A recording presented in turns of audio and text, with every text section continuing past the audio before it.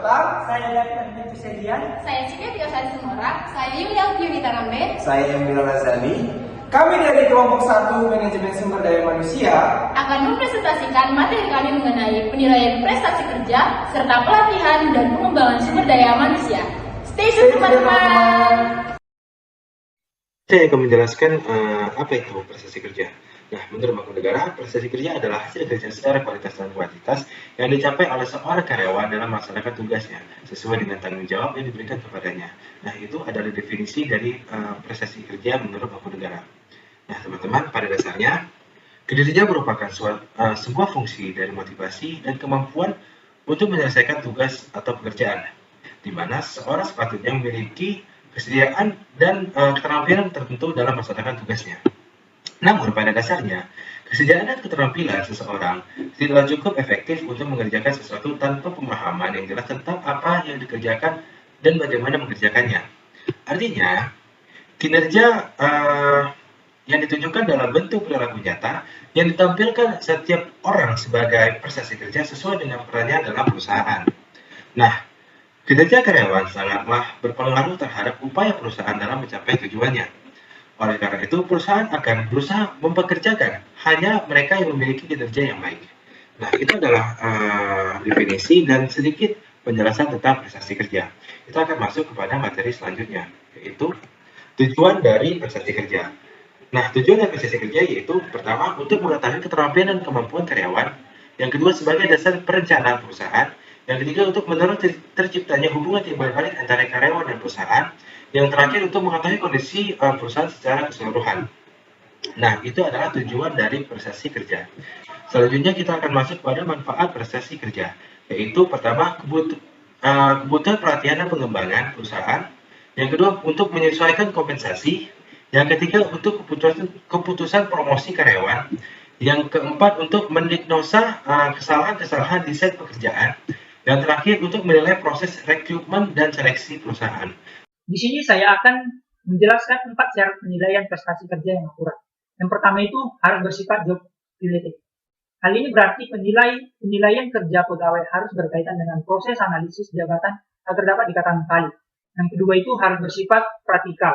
Alat ukur yang dipakai harus dapat diterapkan dan dipahami baik oleh penilai maupun yang dinilai. Yang ketiga itu harus mempunyai ukuran baku atau standar. Harus ada tolak ukur yang seragam atau bisa disebut dengan job performance standar, di mana inilah yang akan digunakan sebagai benchmark. Yang keempat itu ukuran dapat dipertanggungjawabkan. Alat ukur harus mudah, reliable atau andal, dan valid serta memberi laporan tentang unjuk kerja sebenarnya. Selanjutnya, metode observasi dalam penilaian prestasi kerja. Ada 2 metode. Yang pertama itu observasi secara langsung. Observasi ini yaitu observasi yang terjadi jika dilakukan langsung dengan melihat kerja pegawai. Contohnya itu supervisor memonitor cara kerja seseorang mengoperasikan mesin.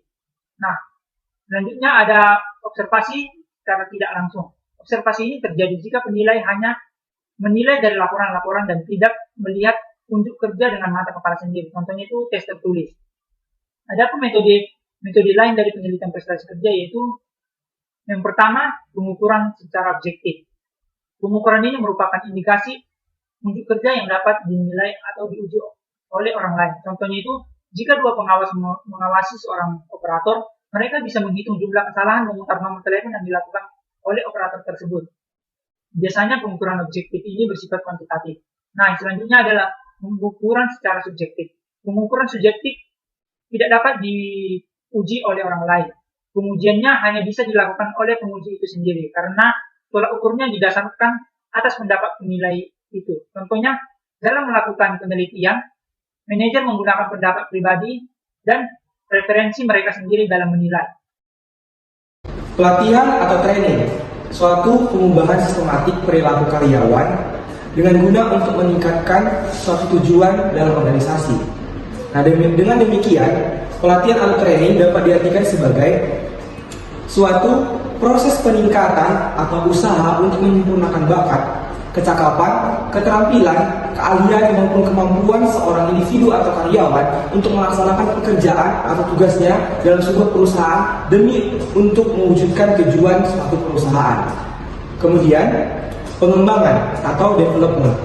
Pengembangan atau development dapat diartikan sebagai penyiapan individu atau karyawan untuk memikul tanggung jawab yang berbeda atau bisa dibilang tanggung jawab yang lebih tinggi dalam sebuah perusahaan, lembaga, instansi pendidikan.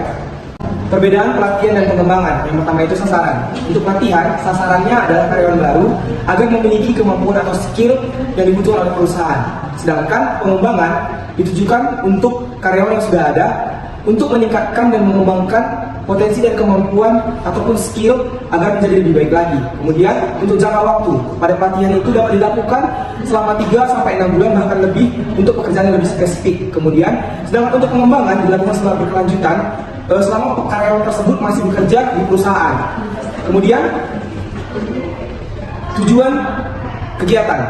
Nah, pada pelatihan itu berfokus pada pengetahuan dan pengembangan keterampilan untuk kerjaan saat ini. Sedangkan pengembangan itu berfokus pada pengembangan keterampilan dan pengetahuan secara kompetensi untuk menghadapi tantangan di masa yang akan datang. Kemudian untuk orientasi kegiatan pada pelatihan itu dia bersifat terbatas dan berorientasi pada pekerjaan tertentu seperti teknik mesin ataupun teknik komputer. Nah, sedangkan untuk pengembangan dia bersifat untuk karir dan kualitas diri. Selanjutnya saya akan menjelaskan jenis-jenis pelatihan dan pengembangan sumber daya manusia. Yang pertama ada skill training. Skill training atau yang dikenal juga dengan pelatihan keahlian adalah jenis training yang diadakan dengan tujuan agar peserta mampu menguasai sebuah skill atau keterampilan baru yang berhubungan dengan pekerjaannya. Keahlian yang diajarkan dalam training biasanya akan diberikan kepada karyawan yang dianggap belum menguasai atau masih kurang nilainya dalam sebuah keahlian tertentu. Selanjutnya yang kedua ada retraining. Retraining atau pelatihan ulang adalah training sumber daya manusia yang diberikan kepada karyawan untuk menghadapi tuntutan kerja yang semakin berkembang. Teknologi, ilmu pengetahuan, dan dunia yang semakin berkembang memaksa semua orang untuk terus maju dan menyesuaikan diri, tidak terkecuali karyawan perusahaan. Mereka harus selalu menyesuaikan diri dengan kemajuan zaman dan inovasi terbaru, sehingga mereka memiliki kompetensi yang tidak kalah dengan karyawan dari perusahaan-perusahaan lain. Salah satu contoh dari retraining adalah training penggunaan komputer hingga internet bagi karyawan yang selama ini hanya menggunakan mesin ketik untuk membuat dokumen-dokumen perusahaan. Serta ada pelatihan digital marketing bagi pelaku pemasaran. Nah, yang ketiga ada pelatihan lintas fungsional atau cross-functional training. Pelatihan ini sangat bermanfaat bagi karyawan untuk mampu memahami cara kerja perusahaan secara lebih luas. Program pelatihan ini dilakukan dengan meminta karyawan untuk melakukan aktivitas pekerjaan tertentu di luar bidang pekerjaan yang seharusnya menjadi tanggung jawabnya. Contohnya meminta staf pada bagian keuangan untuk membantu tugas Human Resource Development atau HRD dalam menyeleksi karyawan baru. Yang keempat, ada tim training atau pelatihan tim. Nah, dalam sebuah perusahaan, karyawan tidak hanya dituntut untuk bekerja sendiri, namun juga bekerja secara tim dalam sebuah divisi, bagian, atau bahkan dituntut untuk bisa bekerja dalam keseluruhan tim organisasi perusahaan. Training sumber daya manusia yang satu ini ditujukan bagi sekelompok karyawan agar mereka bisa terbiasa bekerja dalam tim, sehingga pekerjaan dan tujuan bisa diselesaikan dengan lebih cepat dan efektif. Selanjutnya, creativity training atau pelatihan kreativitas sumber daya manusia. Dalam perusahaan terdapat berbagai jabatan dan posisi yang membutuhkan kreativitas tinggi, seperti manajer, supervisor, marketing, promosi, dan lainnya. Pekerjaan mereka menuntut untuk bisa lebih kreatif dalam memimpin dan menciptakan gagasan-gagasan yang inovatif untuk kemajuan perusahaan. Nah, di sini pelatihan kreativitas menjadi solusi dalam memaksimalkan sumber daya manusia di sebuah perusahaan. Kebebasan berpendapat dan mengeluarkan gagasan selama gagasan dan pendapat tersebut rasional, penuh perhitungan, dan sudah dikalkulasikan untung ruginya bagi perusahaan. Yang keenam ada language training atau pelatihan bahasa. Pelatihan bahasa bagi sumber daya manusia dapat meningkatkan komunikasi bahasa asing dan dapat memberikan value tambahan pada karyawan. Yang terakhir ada teknologi training atau pelatihan teknologi. Pelatihan teknologi ini bertujuan untuk meningkatkan produktivitas dan keahlian karyawan pada bidang teknologi. Tahapan-tahapan penyusunan pelatihan dan pengembangan adalah sebagai berikut. Yang pertama, mengidentifikasi kebutuhan pelatihan. Untuk mengidentifikasi, kita harus menganalisis terlebih dahulu masalah pelatihan. Kemudian, tentukan prioritas apakah masalah tersebut mendesak ataukah penting. Yang kedua, menganalisis organisasi. Hal ini dapat dilakukan dengan cara survei sikap pegawai terhadap kepuasan kerja, persepsi pegawai, dan sikap pegawai dalam administrasi. Yang ketiga, analisis pekerjaan dan tugas. Sebagaimana program pelatihan analisis job, dimaksudkan untuk membantu pegawai meningkatkan pengetahuan, skill, dan sikap terhadap suatu pekerjaan. Yang keempat, analisis pegawai. Kebutuhan pelatihan pegawai dapat dianalisis secara individu maupun kelompok. Analisis kebutuhan individu dapat dilakukan dari pelatihan secara observasi oleh supervisor, evaluasi keterampilan, kartu kontrol, kualitas, dan tes keterampilan pegawai. Sedangkan yang kelompok dapat diprediksi dengan mempertimbangkan informasi dan observasi oleh supervisor maupun manajer. Yang kelima, menetapkan tujuan sasaran pelatihan ataupun pengembangan. Sasaran harus menspesifikasi kemampuan peserta untuk melakukan pekerjaan tertentu dengan tingkat kemampuan tertentu pada kondisi tertentu juga. Yang keenam, menempatkan kriteria keberhasilan dengan alat ukurnya. Untuk mengetahui adanya penguasaan yang meningkat, sebelum pelatihan dilakukan ujian tentang taraf penguasaan train atau pretest dan dibandingkan dengan hasil ujian yang diberikan setelah pelatihan diberikan. Kemudian dihitung dengan taraf kontribusinya.